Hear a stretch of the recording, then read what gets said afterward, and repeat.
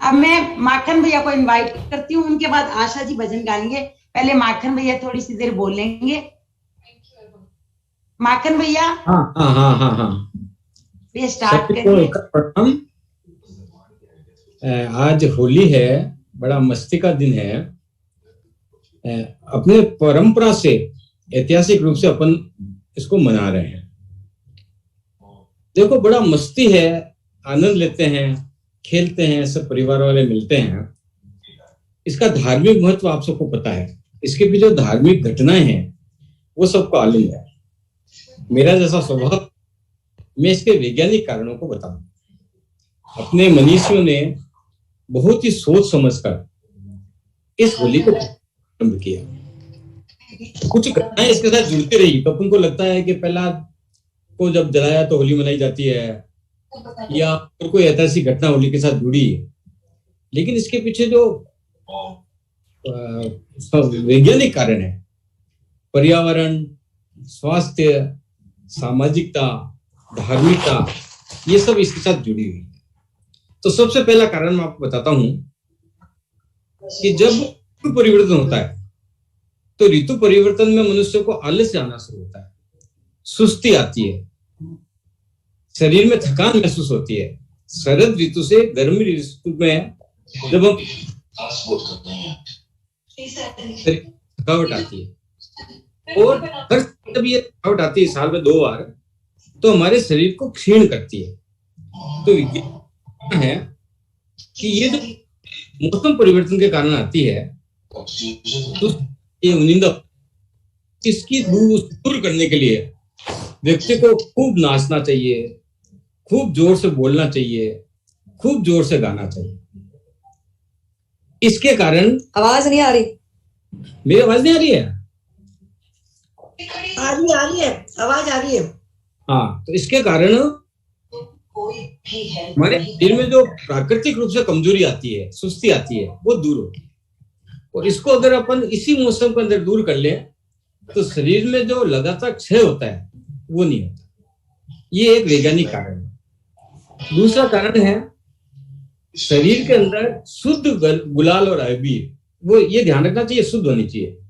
वो अगर अपन रगड़ते हैं, लगाते हैं, तो त्वचा को उत्तेजित करती है। आपने देखा होगा भगवान शंकर तो सारी दीदी भभूत लगा के रखते थे। तो पर्यावरण के अंदर जो ऊर्जा है वो ये अबीर और गुलाल अवशोषित करती है, और हमारे शरीर के जो कोर है उसमें ऊर्जा बढ़ जाती है। हमारे त्वचा को जब भी ऊर्जा गुलाल और अबीर लगाते हैं तो हमारी त्वचा उत्तेजित होती है, और उस कारण से ऊर्जा का संचार होता है, और हमारे मुखमंडल पर, हमारे आयन मंडल पर एक विशेष चमक आती है। तीसरा कारण यह है कि जब भी शरद ऋतु से गर्मी ऋतु आती है तो पर्यावरण के अंदर बहुत सारे बैक्टीरिया पैदा होते हैं, और उस बैक्टीरिया के कारण बहुत सी बीमारियां होती है। तो होली दहन जब होता है तो उसका तापमान 145 डिग्री बढ़ जाता है, और हम सभी होली का चारों तरफ परिक्रमा करते हैं। उस कारण से हमारे शरीर के बैक्टीरिया समाप्त होते हैं। और देखो कितना सुखद और कितना अच्छा विज्ञान ने बनाया कि पूरे देश के अंदर एक साथ होली चलती है, तो पूरे देश का वातावरण टेम्परेचर बढ़ता है, और जो बैक्टीरिया पैदा होते हैं वो बैक्टीरिया नष्ट होते हैं। फिर होलिका की राख अपन परिक्रमा करने के बाद में तिलक पर लगाते हैं, सिर पर लगाते हैं, और मैंने बताया यहाँ अपना एक सूर्य चक्र होता है, तो उसको एक ऊर्जा प्राप्त होती है। तो कम से कम होली के दिन तो अपन वो थोड़ी सी गर्म राख होती है, और वो जली हुई राख प्योर राख होती है, तो वो लगाने से अपना यहाँ का सूर्यमंडल प्रज्वलित होता है, अपने मस्तिष्क को ऊर्जा मिलती है। अब देखो, आपने देखा होगा कि कुछ लोगों में कलर ब्लाइंडनेस होती है। हर कलर का हमारे स्वास्थ्य के ऊपर बहुत गहरा प्रभाव पड़ता है। तो किसी किसी व्यक्ति को किसी एक विशेष कलर की कमी होने के कारण कई सारे रोग होते हैं, और उस रोगों का निवारण भी डॉक्टर्स उस रंग का लेप करके करते हैं। तो हम तो हर तरह का रंग लगाते हैं होली पर, तो साल में एक बार हमारे शरीर पर सारे रंग, तरह तरह के रंग लग जाते हैं। तो रंग के कारण जो शारीरिक रूप से व्याधि होती है वो व्याधि नहीं होती।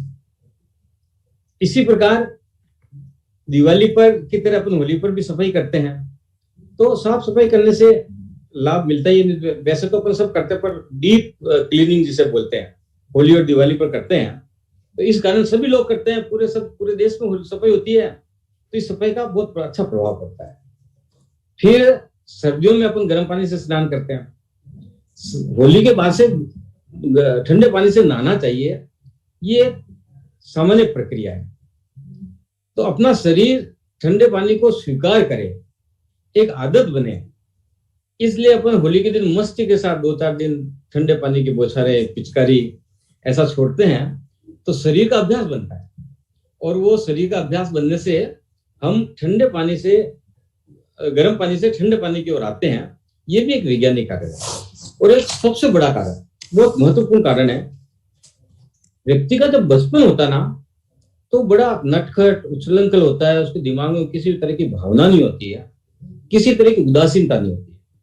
लेकिन समय के साथ साथ हमारे परिवार में कुछ घटनाएं घटती है, व्यापार में कभी घाटा लगता है, कभी संबंधियों से बुरे संबंध आते हैं, अनुभव आते हैं, परिवार में माता पिता से, बच्चों से कुछ अनुभव आते हैं। इस कारण से व्यक्ति के जीवन में नीरसता, उदासीनता डेवलप हो जाती है। धीरे धीरे व्यक्ति समाज के प्रति उदासीन हो जाता है। ये एक सामान्य प्रकृति आप देखेंगे।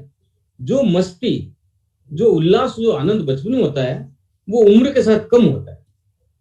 ये एक मानसिक बीमारी है। तो ये मानसिक बीमारी न लगे, लोगों में ऊर्जा बनी रहे, वही बचपन वाली मस्ती बनी रहे, तो होली के दिन सब बातें भूलकर, सब उदासीनता भूलकर, नकारात्मक विचारों को छोड़कर हमारी जिंदगी संजीदगी रहे, वही आनंद उल्लास रहे।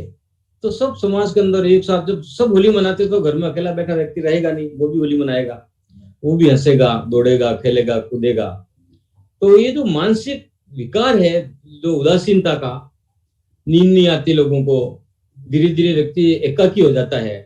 तो वो सारा एकाकीपन दूर होना, उदासीनता दूर होना, ये होली के त्योहार के कारण जीवन में जो निरसता होती है वो समाप्त होती है।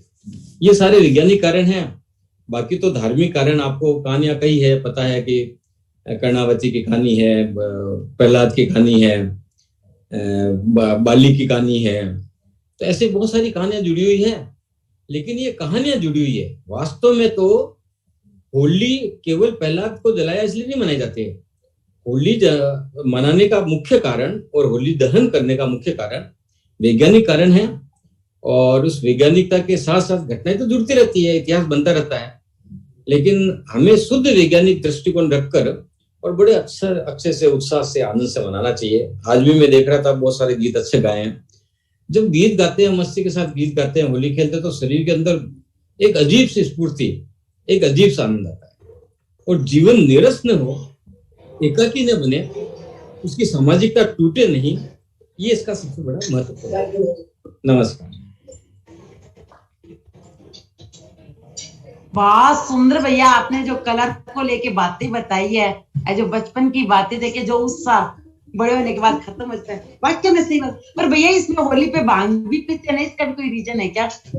हाँ, ऐसा है कि आयुर्वेद में ये कहा गया है कि वही जो मानसिक तनाव होता ना, उसको दूर करने के लिए भांग पीने का मतलब नहीं कि लोटा भर के भांग पी लो।